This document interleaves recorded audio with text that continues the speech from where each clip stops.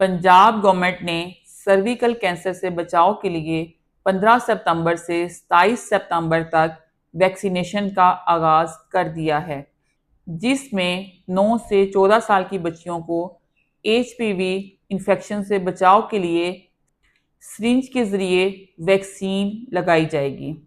इस वैक्सीनेशन के हवाले से लोगों में काफ़ी मिसअंडरस्टैंडिंग पाई जा रही है और बहुत सारे लोग सोशल मीडिया पर इसके अगेंस्ट बात करते नज़र आते हैं।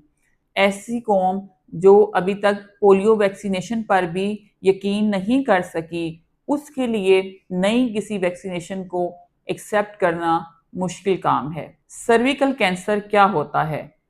सर्विकल कैंसर बच्चादानी का कैंसर है जो एचपीवी इन्फेक्शन की वजह से होता है।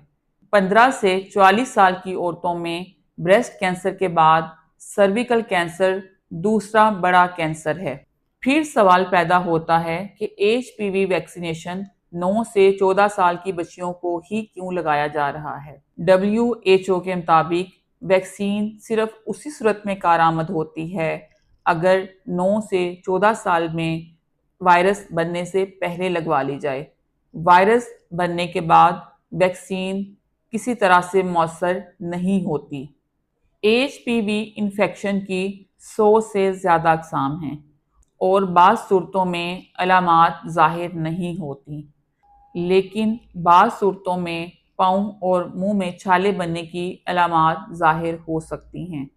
एचपीवी वैक्सीन की कितनी डोजेज़ काफ़ी हैं? आम हालात में 1 से 2 डोजेज़ एचपीवी वैक्सीन की काफ़ी समझी जाती हैं। अगर किसी की इम्यूनिटी कम है तो उस सूरत में 3 डोजेज़ भी दी जा सकती हैं।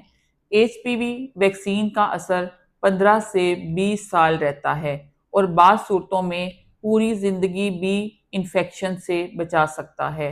तो आप अपनी बच्चियों को ये वैक्सीनेशन लाजमी लगवाएं। किसी भी प्रोपेगेंडा या गलत इन्फॉर्मेशन पर यकीन नहीं करें। अपनी बच्चियों को सर्विकल कैंसर से बचाएं और उनकी ज़िंदगियों को महफूज बनाएं।